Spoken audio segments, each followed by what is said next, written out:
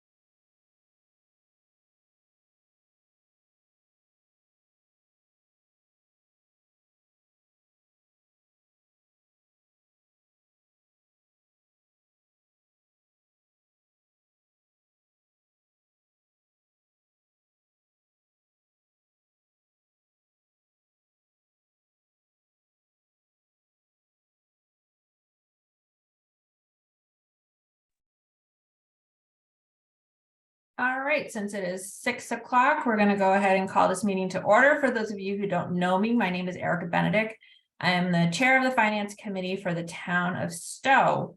So just would like at the very top to remind everybody that while this is an open meeting, it's not a public hearing. This is a chance for the finance committees for the 3 towns to get an overview from the district about the budget and ask any sort of preliminary questions that they might have. There will be time later before our various towns vote on this for the public to ask questions. That's just not this meeting. So with that, I will turn it over to Kirk. Erica, thank you very much for that introduction. And I want to thank you and the town officials from Bolton, Lancaster, and Stowe for coming together. Last year, we kicked off our joint venture in sharing the budget with the town of Bolton as our hosts. And next year, we look forward to the town of Lancaster being the host of this meeting. So we're excited to present to you where we are today with our budget. It has been a thrilling budget season, to say the least. We did not get our revenue numbers until last Friday. So Mr. McCarron and myself have been working through the weekend and the last couple of days, updating budget numbers and preparing slides for this evening. So in the meeting chat, you will see there's a link to the budget, to the slides we're going to show you. I will try to paste the link in there a second time if anyone is coming to the room since we last posted. And we'll be presenting this information to our school committee tomorrow night, but I would like to alert everybody the opportunity for observers of this meeting to participate is going to be at the budget hearing, which is scheduled March 8th. That will be a remote meeting and will be posted on the NRSD website. So with that, I'm in here twice, so I'm going to share my other screen. There we go. And reduce. Oh, excuse me, let me get back to the beginning. So first of all, what I want to say to everyone is don't be scared by the fact that this presentation is 80 slides. I've included a lot of information in here that we've been presenting to the school committee throughout the budget season. So we're going to be going through those slides really briskly with the assumption that our finance people have been following the ball in our school committee meetings with the financial information that we've been presenting it as it's been coming to us. So with that, I'm here with 2 important people, Mr. Ross Mulcairn, our business and operations manager for Neshoba Regional School District, and also our vice chair and budget and warrant committee subcommittee chair, Mike Haresh. So Erica, they'll be participating in any Q&As and questions on behalf of us, so we avoid any open meeting violations of that nature. There may be other school committee members here. They're here as observers only. All right, so with that, we're going to get in talking about setting the table. in terms of when we're looking at a school budget, what is it that we're purchasing? We're going to talk about equality, equity, and standards in school budgets, so we can show you how we have standardized elements of the budget process to ensure that we are funding our schools in a balanced fashion across the district. We'll go through the drivers. We'll go through each school and department, talk about the revenues, and then we'll have a piece on the foundation enrollment and assessments to help understand why the budget impacts different towns in different ways. So I'll begin by talking about it is our mission in NRSD to inspire and challenge all learners to realize their unique potential and become active contributors to their community. This is the work we galvanized around in constructing the strategic plan last year, because we have to remember when we're talking about school budgets, we are talking about what we are purchasing to help our students go out and be the best contributors to the community that they can be. And steeped in that is our vision, and that is to be your best self, pave your path, and impact the world. This is a message not just for our students, but it's also for our faculty and staff and for our community, because we want to be able to bring the best out of all the individuals in our school system. Tied to that is our core values. And we value academic achievement and personal growth, voice, choice, and agency, lifelong learning, a safe, caring, and inclusive community, collaborative partnerships, innovation, and a sense of belonging for all. And these values came together with a constituency group, representatives, district officials, and community members through the strategic planning process that many of you engaged in just last year. And it's these core values that bring us back to how we construct our budget and put value behind the asks that we put before the taxpayers of our three towns.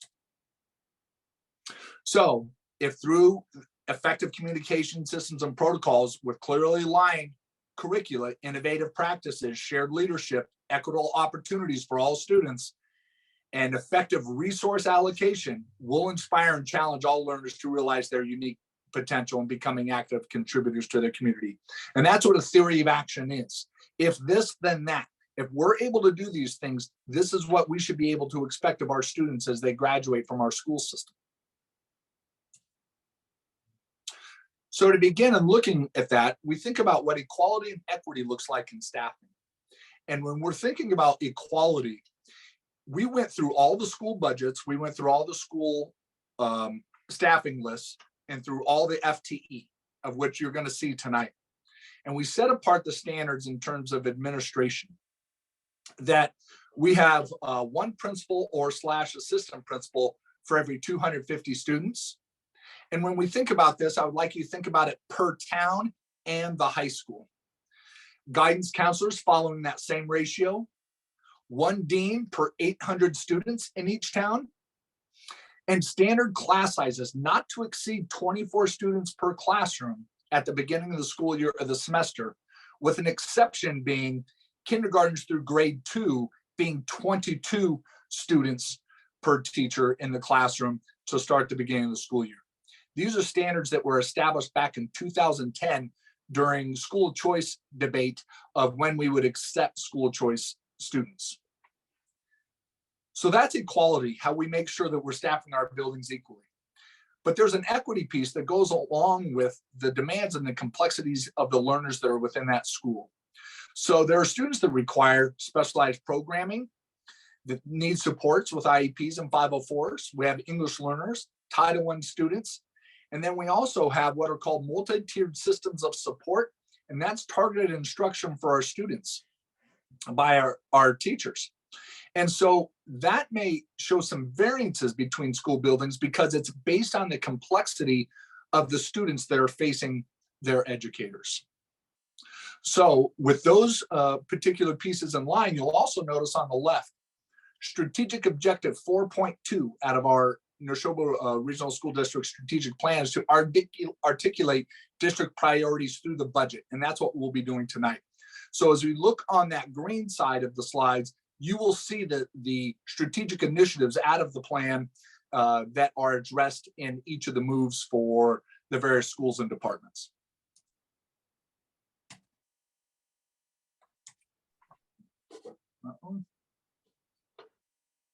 Excuse me, I'm on a technical issue. With that, I'll turn it over to Mr. Mulcairn. Good evening, everyone. Thank you for the opportunity to present our budget to date with you. Again, we'll be updating our school committee on the latest iteration as well this Wednesday, as we've done throughout the winter so far since January 18th at our initial presentation at the school committee budget workshop. What you see in front of you is just our major drivers for the budget for the year ahead. This is an existing sheet that we put out every year, which is very informative to show sort of these major buckets of information. Our overall proposed budget at this point stands at $64,902,630, which is a 4.3% increase from the FY23 budget. As you review these major buckets, you can see obviously some notable pieces within the percent of increase. So of the approximately $2.6 million increase from last year, you can see what percent of that increase is taken up by each of these major buckets. On our next slide, we have a graph or pie chart that shows of the entire budget, how do those buckets relate? Obviously, our salaries and benefits take up the majority of our operating costs for the year. Special education, transportation are also major drivers, as is the collective site-based and department funds. We'll talk a little bit more about special education moving forward, but there's been some developments during this school year that are impacting our FY24 special education budget. Sorry, Ross, my technology just flawed after put in. Not a problem. One thing that we've done this year is to include a summary of our FY24 budget work to date sort of updates. So what you see in front of you is just really by school committee date, the summary of the updates that have been presented, the proposed operating budget for that date, and then the percentage change from FY23. As you can see throughout the school committee meetings going down in the rows, we now stand at that $64.9 million budget factor. But again, there's been work between the budget workshop and tonight in our school committee meeting on March 1st. That's outlined here. Our major sort of piece of this is that we got really good news on our health and dental insurance rates for FY24. As everybody knows, costs are going up. However, our participation in a healthcare and dental care trust has really been beneficial to us, and our rates are not being as impacted as we initially thought they would be.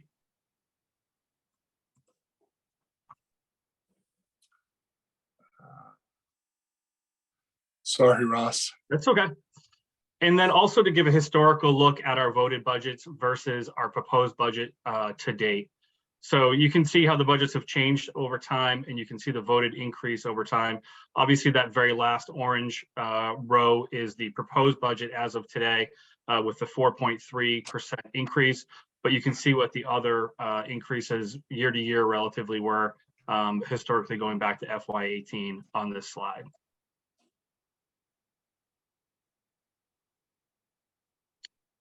So last year, we began a methodology of looking at our site-based budgets through a per pupil expenditure practice. So essentially saying, what does it take to supply our children with general classroom supplies per year?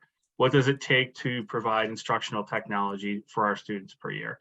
And then what we did was we assigned some dollar amounts to those and ensured that we looked at that again this year, and moving forward, we'll continue to study that to make sure that based on the enrollment of the building, they're assigned a certain amount of funding for those areas. However, one thing that is different is that if there's an extenuating student need or an extending program need within the building, or there's something specific to their strategic, or excuse me, their school improvement plan, we'd obviously work with either that director or that site-based principal to ensure that their program is being supported. One thing of note, and you'll see this later in the teaching and learning slides, is that we've retained $2,500 per building for K-8 for professional development because the majority of the professional development has been moved into the teaching and learning budget as it's connected to our strategic plan. So there'll be more on that in a little bit. And here's that methodology of our per pupil non-salary expenditures. So again, you can see, when you go up from K to 5 to 6 to 8, let's say look at art, we spend a little bit more money. Those materials cost a little bit more. They're using things like ceramics and clay, et cetera. So some things cost a little bit more, but general instructional supplies, general office supplies, those are the same per student at K to 5 as they are 6 to 8. So looking at the leadership structure of the school system, you can see the superintendent's office consists of the assistant superintendent, and then what we call our cabinet team, director of pupil personnel services, director of business operations, health, safety, and wellness, facilities, technology, and human resources, along with our 6 principals. So we're going to be walking through these slides, and this is where it's going to get to be a little bit rapid fire, but it follows a pattern. So you'll see the strategic objectives on the left side of the screen, as well as a comment around the targeted review report. This is a report that was produced by the Department of Elementary and Secondary Education that advised us on program improvements. So when we look at the things that we're doing this year, we're working on a professional learning community culture in our schools, looking at our district-wide school coaching model, developing our multi-tiered systems of support, and a distributive leadership plan that fostered shared responsibility for leadership and learning in our buildings. So how this relates to the center school, you'll see a flow chart here of every position at the center school, headed up by the principal. And I'll explain to you just on this slide, the different colors. The yellow is the nurse. The nurse is expressed in a different segment of the budget, not the school, as well as the purple boxes are expressed in the special education or pupil personnel services bucket, not these specific schools. So at the center school, we have some grade level changes, which explains why one grade level goes down and one goes up. That's a matter of a population bubble moving through the school. But the strategic moves that we're making across our school system is around utilizing our literacy specialists and math specialists to become literacy coaches and math coaches, to bring that multi-tiered system of approach practices into the classroom on a daily basis for students, while also galvanizing the team of educators providing targeted intervention for students. This connects directly to our strategic plan as well as a targeted review. So when you apply the staffing standards that we spoke to earlier, along with this shift in practice, you'll see at center school, there's a reduction in 0.3 at Unit A FTE, which are licensed educators, and our Unit C, which are support staff, paraprofessionals, office professionals, and custodians. So after each one of our flowcharts for staffing and introductory slides for each building and each department, you'll see that budget associated with it. So you see the salary information and our non-salary information. Sort of one thing to note on each one of these is the bottom right hand, you'll see the percentage change from year to year. And as you can see in the center school, it's minimal. The one thing that stands out obviously is the extracurricular advisors. Shelley Dulski, who's the new and excellent principal of the center school, is working to have staff do more after school to bring in more activities and clubs. Now that we're sort of back full time and we don't have any restrictions that we've had over the last few years, trying to generate more support for those interest-based things. And again, building that sense of belonging for all in our schools. So looking at Mary Rowlandson, again, we're advancing the same initiatives. And when you look at the breakdown of staff here and apply our class-side standards at Mary Rowlandson, you'll see we're reducing some sections and grade levels, and that results in a reduction of 3 FTE of licensed positions and 1 FTE of a Unit C support position. And again, you'll see in kindergarten, 1st and 5th grade, we're going to be reducing from 4 sections to 3 sections in those grade levels. Mr. Mulcairn. Yep. You'll notice an overall reduction within the Rowlandson School. And as you saw on the previous slide, if you look at teacher salaries and classroom assistants, we've had a reduction there, and that's reflective of those changes in FTEs at that site. Hill Middle School, as we continue to implement the same model. As you see here, what's significant in this model is that we're reducing administrative staffing, 0.6, And this is where you'll see the introduction of a dean position to the school according to the standards that I listed below. And then the net change in the FTE at Hale, and excuse me, the screen is a little bit condensed, is actually 1.0 FTE and, oh, excuse me. I'll pull it out just so we can see that. And the net change in administrative staffing is a 0.6. Oh, excuse me, my friends.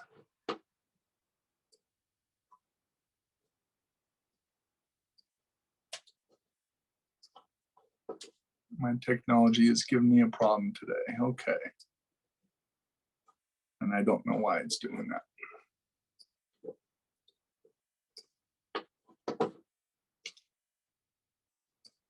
Okay.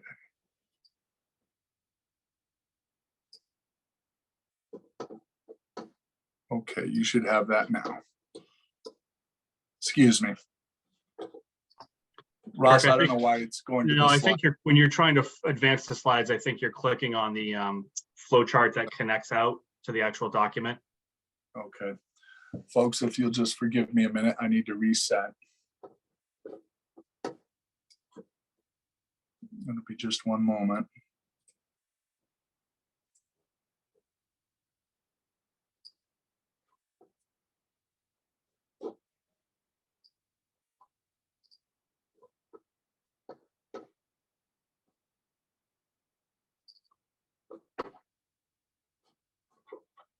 Okay, I think I have it back. And thank you all for your patience.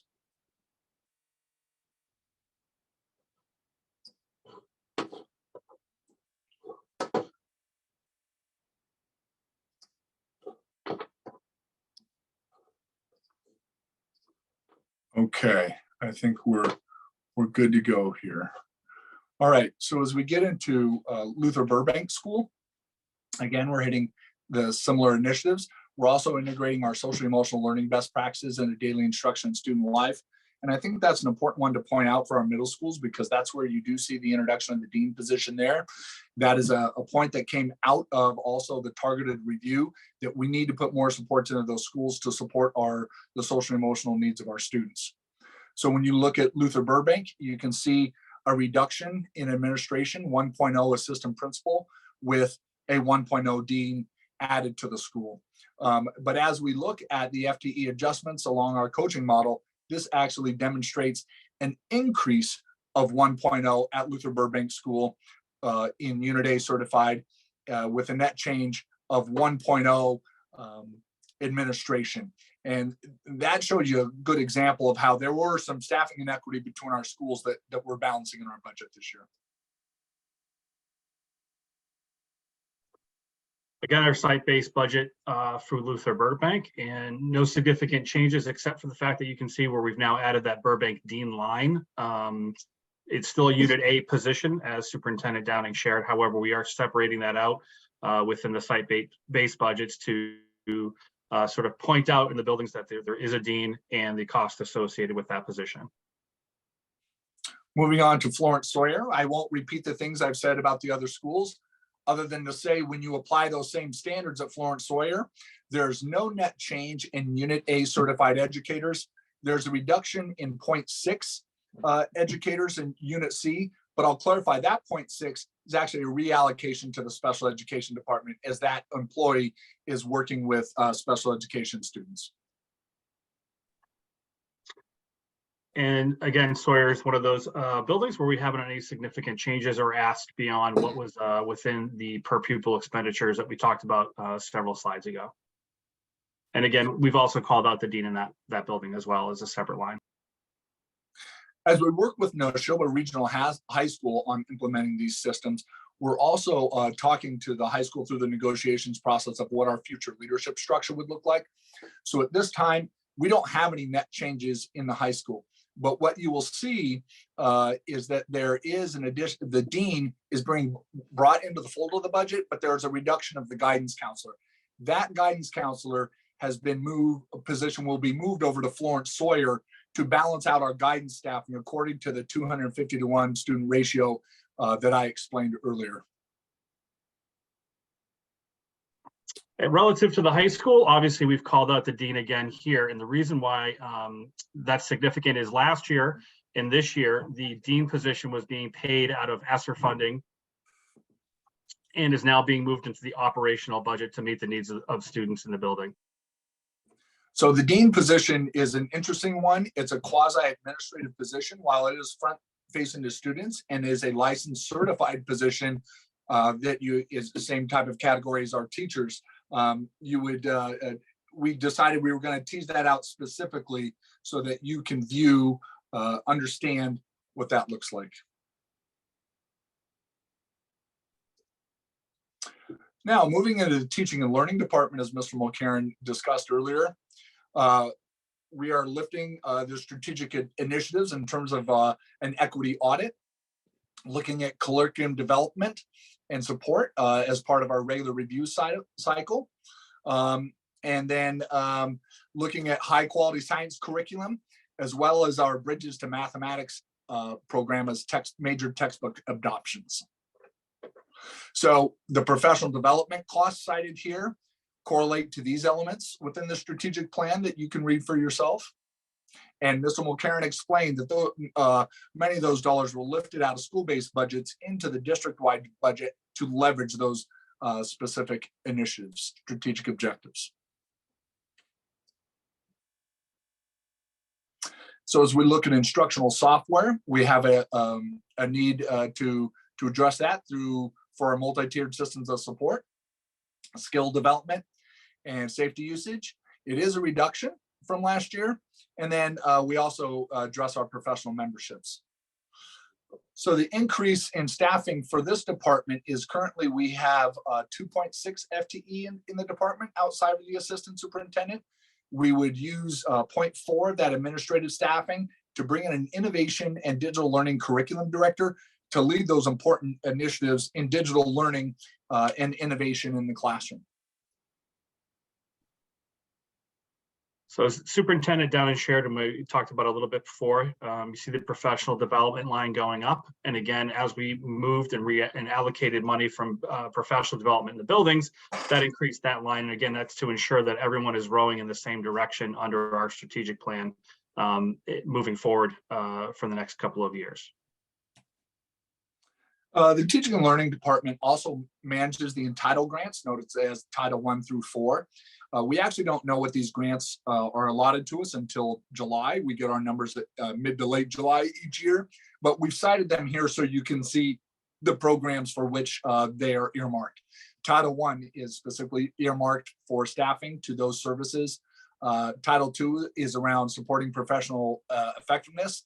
Title III, English learners, and innovative resources, Title IV, to support high quality learning.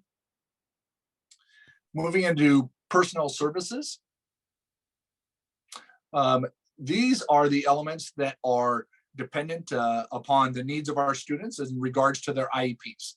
And so this staffing can fluctuate based upon that. So when we look at impacts that are significant in our budget this year, we can look at out of district tuition as being a significant driver of that. There's a 14% increase in out of district services coming for next year. And we are not sure what the circuit breaker offsets are going to be yet.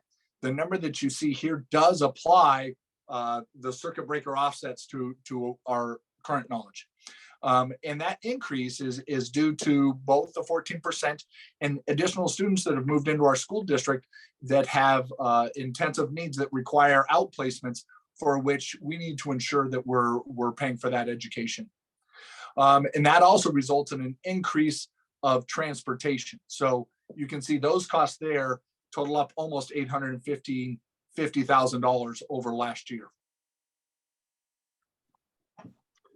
So a couple of things to note within the proposed budget for pupil personnel services. Obviously, Superintendent Downing talked about the increase in the out-of-district tuition as we've had move-ins during the year. that we will be responsible for their tuitions next year. And then you add in that operational services division increase of 14% on those tuitions. And those are state rate that are set. We do not negotiate those or have any real say in that. So that obviously went up significantly because of the increase in the enrollment in those programs as students moved in, and that increase in tuition.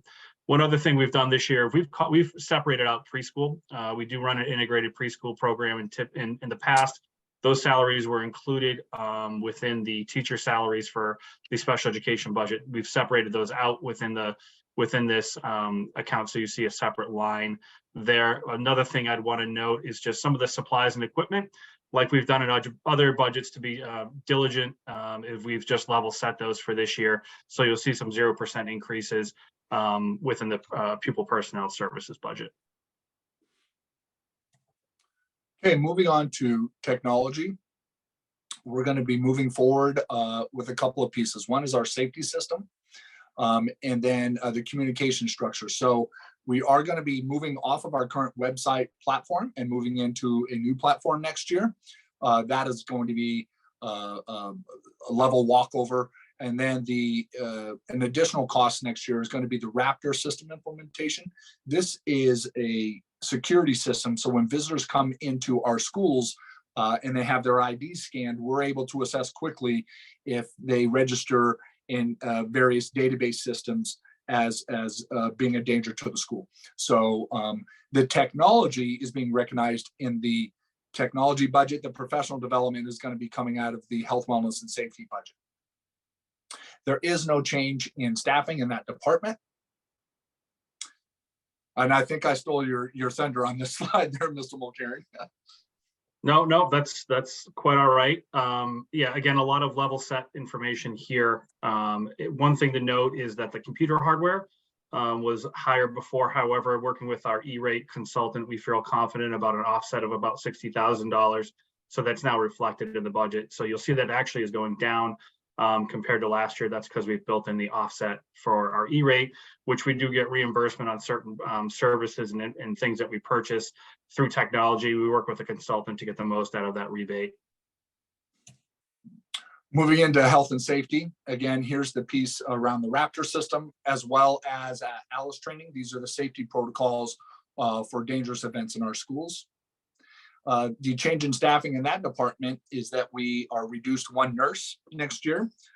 Coming out of COVID, we had a nurse position that was helping support as we were doing testing in schools. We did not fill that position this year. We held it in advance in the event that we were needed if there was a resurgence in COVID in what we need to do in schools. So we're happy we did not have to utilize that position this year. And so we have removed it from the budget for next year. Nothing significant to note. Obviously, we have a reduction because of our staffing. So looking at facilities and the DEP compliance, Ross, I think it's best if you speak to this and around the house doctor components. Yep. So one thing we're looking at moving forward is creating an RFQ. We want to look at getting a house doctor on board. So essentially, it's a house architect or a house engineer.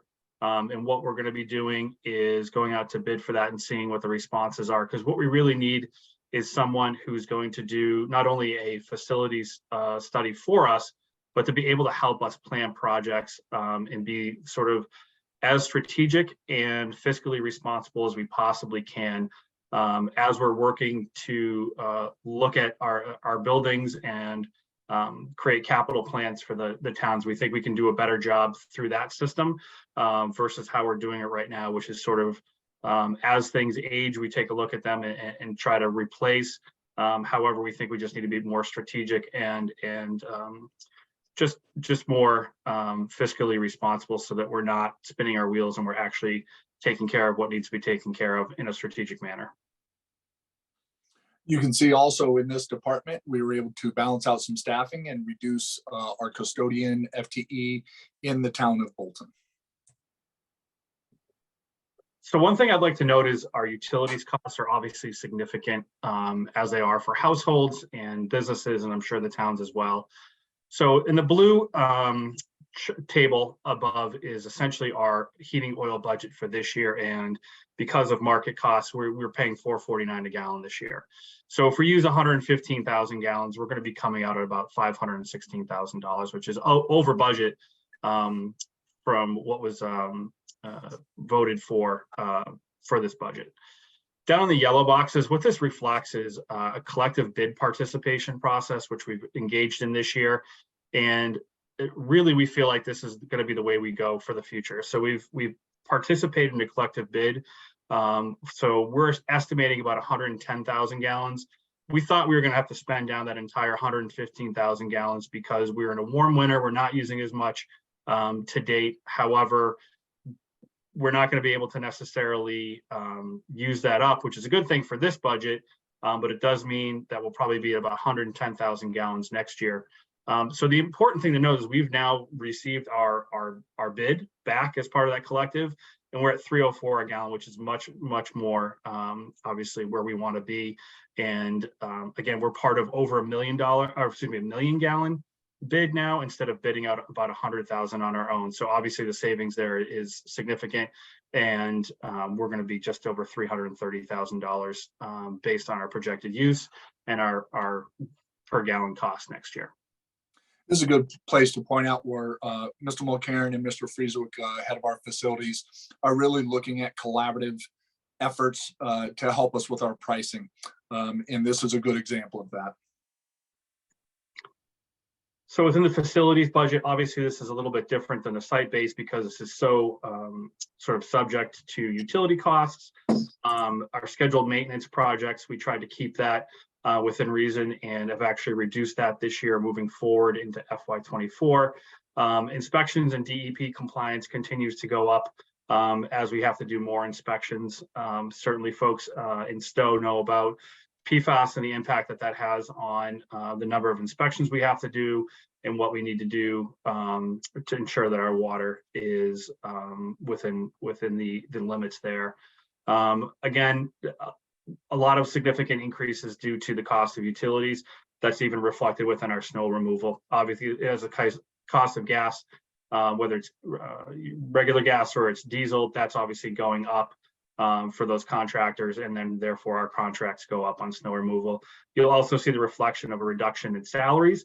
Some of that is due to the fact that we've reduced the position, but also we've had some custodians move on to other places and other positions, and we've hired less experience. So that's also reflected here. There aren't any significant changes in the athletic budget to speak of. We know that we continue to work on the mascot rebranding through just the annual renewal of uniforms that Miss Rich is conducting at her department. And that also goes for the system-wide budget, that we don't have any significant changes proposed in the system-wide budget as well. And I'll give it to you for insurance and benefits. Sure. You can go on to the next slide, Superintendent Downing. So obviously, the big savings that we're seeing, and maybe savings isn't the right thing to say, but obviously the reduction in our initial projections for health insurance, both for active and retirees, as well as dental for active and retirees, which is certainly helpful. Our Worcester County retirement is reflective of the pay on July 1.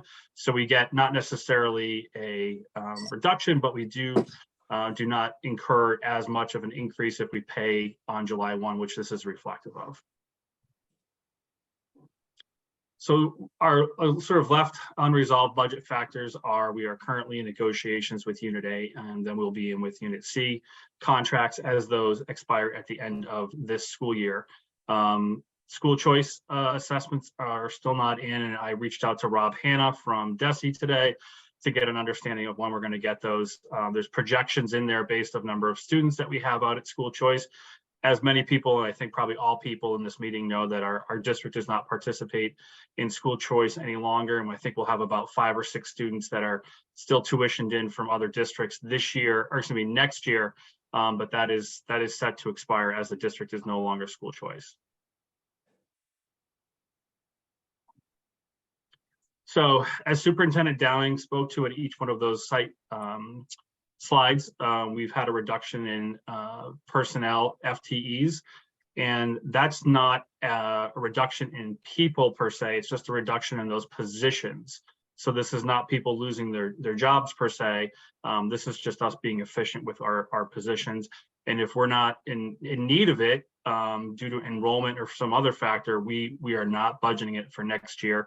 And you're looking at obviously, about $500,000 worth of cost reductions based on those FTE reductions. Yeah, and we're able to ensure staff their positions due to retirements, and then also folks that have elected to resign for reasons personal to their family. But you'll notice the reductions both in Unit A, Unit C, and administration. So these are our estimated revenues. I think as Superintendent Downing stated, we just received our numbers from the state last Friday. In all previous iterations of our proposed budget, those top 4 lines were shaded orange because they were all projected and did not really have any changes noted yet for FY24, but obviously they are now. So that brings our total assessment revenue to about 51.8 million and our total local revenue to about 13 million. So I want to talk a little bit about the town assessments, because that ultimately comes down to what each town looks like in terms of passing the budget. So when we think of our town assessments, they make up the remaining balance of the cost to educate once state aid, Chapter 70 funds, local revenues in excess and deficiency are applied. So there's 3 parts to the assessment: the minimum local contribution, which is determined by DESE in the state of Massachusetts; the variable assessment, which is the calculations are outlined in the regional agreement; and the operating assessment, also known as the high school debt, that is outlined in the regional agreement. So when we look at minimum local contributions, this is the requirement by Mass General Law of the minimum a town must spend on education. That amount is calculated by the state using the equalized valuation of the town to determine the town's ability to pay. And that's commonly known as the wealth factor for each town. So when you look at those numbers that are provided by the state, you will see over time the changes in Bolton, Lancaster, and Stowe. Over the last 5 years, Bolton's required minimum local contribution has gone up 1.2 million. Lancaster's gone up 1.3, and the town of Stowe has gone up just over 800,000. So you can see relative to Stowe, Bolton and Lancaster are paying more via the minimum local contribution. The variable assessment is the calculated fair share each town pays of the remaining budget balance minus the high school debt. That is outlined in the regional agreement based upon a rolling 5-year average. So when we look at that, there's an important story to tell about the changes in our town over recent years. So here's the town of Bolton over the last 11 years based on foundation enrollment. And these are all the students for which the school system is responsible for paying their education. So if we have school of choice students out, students placed in programs, or students who walk through the doors of our school, they are included in those numbers. So you can see that the town of Bolton has had a slight decrease over that time, remaining relatively level, but having gone down the last 2 years. The town of Lancaster is demonstrating the opposite, where the town of Lancaster's participation is going up. And this is 1 year at a time, of course. And then you will see the town of Stowe has actually gone down significantly. Just in the past 10 years, the enrollment of participation from the town of Stowe has gone down 215 students, which is roughly 18% in the last 10 years. When you lay those 3 graphs upon each other, I think it tells that story of participation in the school system. And yes, you'll see for the first time, the town of Lancaster this year has more students participating in the school system than the town of Bolton. So when you look at foundation enrollment and those rolling 5-year averages, you can see how the 5-year total is based off of the most recent 5 years of the foundation enrollment as determined by DESE, and the assessment percentage change over those years. So as you look at the 5-year rolling average, you can see that Bolton and Lancaster, or excuse me, this is that slide is in the wrong place. I want to talk to the variable assessment because this one is the regional agreement that's tied to the high school. The variable assessment, forgive me for that, is the remaining dollars for which is outlined in the regional agreement. Here's something that's important to note. As you look at the change in time over the last 5 years, Bolton's share on the variable assessment has increased 800,000. Lancaster's has increased 867,000. Stowe's has increased 276,000. Kirk, I apologize for interrupting you. I know we have a few folks who have to hop off at 7 o'clock for other meetings. Yes. And I wanted to give the finance committees a chance to ask any questions that they might have up until this point. I think we're going to be through this part in about 3 minutes. Okay. Leaving us then 10. Is that sufficient, Erica? That works for me. Okay. So as we look then at the capital cost for the high school debt, this is based on the single year of that debt, of the enrollment of that year. So the way that's expressed is here. You can see how the enrollment at our high school has changed over the last 5 years, with more students now participating, walking through the doors of our high school than students from the town of Bolton, and catching up to the students from the town of Stowe. And so when you appropriate those percentages per the regional agreement in terms of the portion of high school debt, here's how it is reflected over time. So what does that mean in terms of the total assessment? When you combine those three things together, Bolton's has increased 2.1 million over the last 5 years, Lancaster 2.2, and the town of Stowe 1.1. Those are all factors of how the state calculates minimum local contribution, how the regional agreement outlines each town's fair share, and then also how the regional agreement outlines debt. So Mr. McCarron, you'll take the final slide here. Thank you. So sort of bringing it all together here at the end, again, in the yellow box, these have just been updated as we received our House 1 minimal local contributions and our Chapter 70 state aid. So on the top left-hand corner, there's our proposed budget, including the high school debt, our local revenue, the total amount that needs to be assessed, and again, within that, with the minimum local required contributions. So the variable assessment is there as well. So at the very bottom, all the way to the far right, you see the increase in those assessments to the towns from FY23 to FY24 as marked by a percentage. Outlining that the Bolton share would be a 3.32 increase over last year, Lancaster 4.76 over last year, Stowe 2.82 over last year, with a total increase of 3.55 in change of assessments. And with that, we're happy to entertain questions.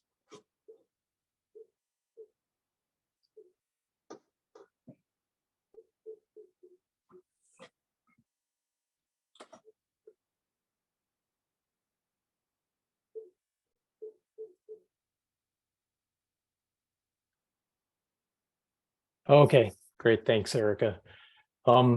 Thank you both for the information, and it's good to get some late-breaking good news. I did have a question about Chapter 70 and your expectations for the coming years, because I know this is the second year in a row that there's been a pretty decent increase in Chapter 70 aid, which has kind of helped out at the last minute pretty considerably. So do you think that that trend is going to continue, or should we plan that it's going to cut, the increases are going to level off over the next few years? Mr. Boyle, that's a great question. And I do think we need to make a plan for it to level off. The recent increases in Chapter 78 are directly related to the Student Opportunities Act. And the good news is the increase in funding that we get through that becomes our new baseline, because we are always assured in Chapter 70 funding the previous year's baseline plus $30 per student as the minimum level for the next year. So we can always expect in a 3,000 student system that it's going to be at least a $90,000 increase approximately. But you're wise to ask that question, because I think we need to be thinking about that as we are not going to be having those significant increases in Chapter 70 funding like we've had the last 2 years.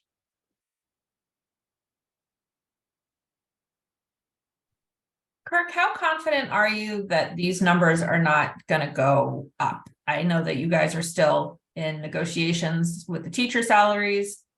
So I guess I know you don't have a magic ball that you could look into, but yeah, and thank you for recognizing that as well, Erica.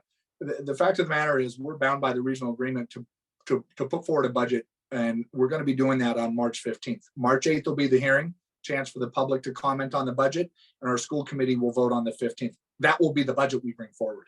And so then we will have to work with our teachers association within those constraints. So yes, we have included a factor that gives us space for those negotiations, but I can't comment on that at this time.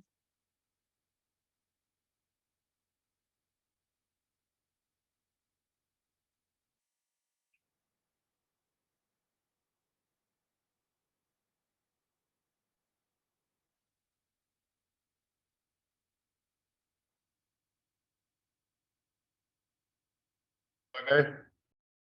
go for it, Don. Thank you.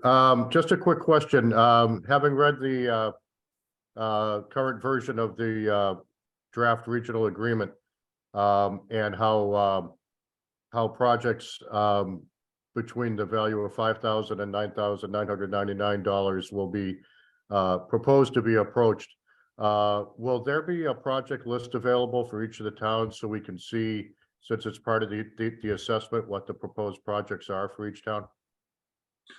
Well, I think, pertinent to our discussion tonight, we're actually talking about the regional agreement tomorrow night, Mr. Lowe. So I would encourage you to attend, and we certainly can discuss that.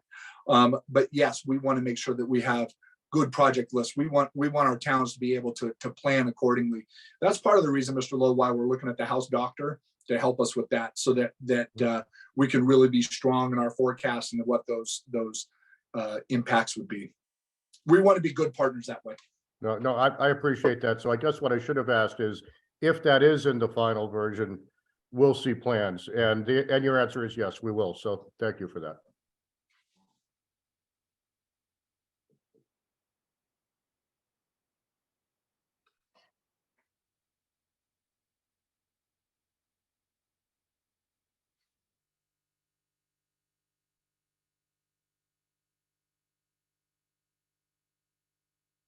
All right. Well, I will say thank you to Kirk and Ross for your time. Much appreciated. Thank you for the opportunity. Yes, thank you. And we look forward to doing this again next year, hosted by the town of Lancaster. Great. Have a good night, everybody. Thank you, everyone. Thank you. Erica, make sure you adjourn. On it. I was waiting for these other folks to hop off. Kevin, I need you to hop us out of here. I make a motion, we adjourn this meeting. Second. Oh, hey, Brian. All right, Kevin, Yes. Evgenia, Yes. Brian, Yes. I'm a yes. Thank you, everybody. Thank you, everyone.